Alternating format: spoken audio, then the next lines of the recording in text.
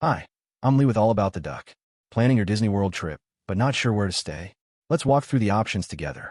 Do you go with an Airbnb, a VRBO rental, one of the nearby hotel chains, or dive headfirst into a Disney resort? Don't worry. I've wrestled with the same decision more times than Donald Duck loses his temper in a theme park line. Today I'll break down the pros and cons of each, share some insider tips, and tell you why. Even though my wallet sometimes cries louder than a toddler missing their chew, staying on Disney property is still my favorite choice. All right, let's talk off property. Airbnb and VRBO can be perfect if you're bringing the whole extended family, or if you just like the idea of making spaghetti in your Mickey pajamas at midnight. More space, multiple bedrooms, full kitchen, it's all yours. Now, hotel chains can be a nice middle ground. You get the familiar perks, pools, daily housekeeping, free breakfast waffles shaped like, well, okay, not Mickey, but hey, there's still waffles, plus loyalty points if you're in a rewards program. And yes, some of these places are only 10 to 15 minutes from the parks. Pretty close. But here's the catch. You'll be renting a car or getting a rideshare, battling traffic, and paying Disney's daily parking fees. That's like the hidden level boss of off-property stays. And let's be honest, Airbnb photos? They're like dating app pictures. You just hope the place looks at least somewhat like the online profile. Sometimes it's perfect. Sometimes it's, let's just say, character building. But the biggest trade-off? You lose those little Disney perks like early park entry and free transportation. And midday breaks are much less magical when you're sitting in I-4 traffic instead of already snoozing by a Disney pool with a Dole Whip in hand. Now let's talk about staying inside the Disney bubble. My personal favorite. The biggest perk? Disney handles all your transportation. Buses, boats, Skyliner, monorail. It's like a giant theme park Uber system, minus the awkward small talk and surge pricing. Parking and traffic? Gone. Kind of like your diet the second you catch a whiff of Main Street popcorn. Plus, midday breaks are a breeze. When the heat is relentless and crowds are shoulder to shoulder, zip back for a nap, a swim, or maybe just a shower to rinse off that chew sugar. Then return refreshed for fireworks. And yes, naps are optional. But have you seen the tantrum a 5-year-old can throw hyped-up princesses and cotton candy? And don't forget early park entry or those extra evening hours. More time, fewer people, shorter lines. That's Disney math I actually understand. Yes, Disney resorts usually cost more. But convenience, perks, and just being immersed in magic 24/7, totally worth it. Okay, so let's break down the different resort categories. Think of it as choosing your own Disney Adventure, Budget Edition. Here is a quick overview of each resort. But if you want to dive deeper, check out DisneyWorld.com for official details, or fan sites like allears.net and touring plans for in-depth reviews and photos. The All-Star Resorts, movies, music, and sports are Disney's most budget-friendly stays. Picture giant statues, bold colors, lively pools, and bustling food courts. It honestly feels like Disney turned a kid's daydream into a hotel. Pop Century, a step up from the All-Stars with nostalgic theming from the 50s to the 90s. Perfect for people who love nostalgia or just really miss dial-up internet sounds. Big perk, direct Skyliner access, making Epcot and Hollywood Studios easier to get to. Disney's Art of Animation Resort is a family favorite for a reason. With giant set pieces and themed sections from Cars, Finding Nemo, The Lion King, and The Little Mermaid, it feels like you've stepped right into the movies. The family suites sleep up to 6, making them perfect for bigger groups, and you'll still get the big perk, Skyliner access for quick trips to Epcot and Hollywood Studios. It's the closest you'll get to living in an animated film without a magic wand.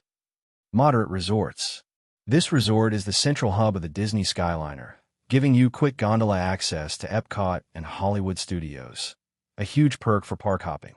Themed like a colorful Caribbean village, it offers laid-back island vibes with beaches, hammocks, and plenty of charm. The Fuentes del Moro pool, designed like a Spanish fort, comes with water slides and a splash zone that kids absolutely love.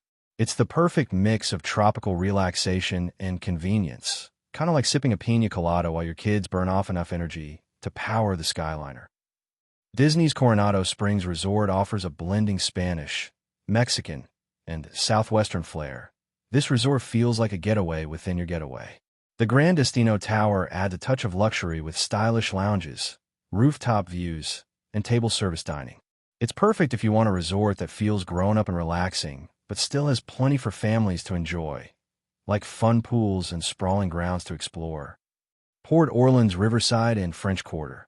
These sister resorts are guest favorites for their charm. Riverside offers rustic, southern-style mansions and bayou theming, while French Quarter is more compact with a lively New Orleans Mardi Gras feel, and yes, beignet. Because let's face it, powdered sugar makes everything better. Bonus, you can take a boat down the Sassagoula River to Disney Springs. Deluxe Resorts. Magic Kingdom Resorts, Contemporary, Polynesian, Grand Floridian, these are the classic monorail resorts, and staying here puts you right in the heart of the Disney magic. The Contemporary is iconic. Nothing beats watching the monorail glide straight through the building. Plus, you're just a short walk to Magic Kingdom. The Polynesian gives you a tropical escape with tiki torches, sandy beaches, Dole Whip by the pool, and the famous Ohana, family-style dining. Then there's the Grand Floridian, Disney's crown jewel, with Victorian elegance, live lobby music, fine dining, and a truly luxurious feel. Best of all, each one offers easy monorail access straight to Cinderella's castle. Epcot Resorts, Boardwalk, Yacht Club, Beach Club, these are within walking distance to Epcot and Hollywood Studios. Yacht and Beach Club share Stormalong Bay, the best pool on property. Boardwalk offers nightlife and a fun atmosphere. Animal Kingdom Lodge, perfect for animal lovers. Where else can you sip coffee while a giraffe casually judges your life choices from outside your balcony? Plus, some of the best dining at Disney, like Boma and Jico. Disney Wilderness Lodge. Inspired by the Grand Lodges of the American Northwest, this resort gives you that cozy, rustic log cabin on a grand scale feel, complete with soaring timber lobbies, fireplaces, and even a bubbling indoor spring that flows out to the pool. It's a great pick if you love nature, with trails, pine forests, and even geyser views. Dining options like Whispering Canyon Cafe keep things fun, while Artist Point offers a more upscale character meal.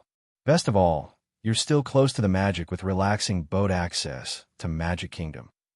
Disney Vacation Club DVC Resorts. These are Disney's timeshare properties, but you don't have to be a member to stay there. You can book directly through Disney or even rent point for members to save money. Deluxe villas are attached to many of the deluxe resorts, like the Polynesian Villas, Grand Floridian Villas, Bay Lake Tower at the Contemporary, and Copper Creek or Boulder Ridge at Wilderness Lodge. Standalone resorts include Saratoga Springs, with its relaxing spa feel and proximity to Disney Springs, and Old Key West, which is one of the most spacious and laid-back resorts on property.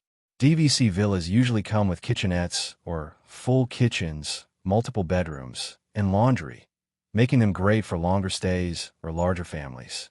So whether you're on a budget, looking for something mid-range, or want to splurge on the deluxe experience, there's truly something for everyone. Again, check out DisneyWorld.com for official booking and info, and use sites like AliRest.net or Touring Plans for real-world reviews and tips. Also, don't forget, a Disney travel agent can help you save money on property stays. No extra cost. My take: pick the resort category that fits your budget, but if you can stay on property, do it. The convenience and perks are worth it. Even the value resorts give you Disney transport, early entry, and that priceless feeling of never leaving the magic. It's not just a hotel stay. It's like getting bonus levels added to your trip. So what's the verdict? Airbnb, VRBO, or Disney Resort? If you want space and a cheaper price tag, rentals can totally work. Just pack your patience for traffic and parking. For me, staying on property wins every time. Why? Because convenience, perks, and that extra touch of Disney magic always beats saving a few bucks and fighting for traffic.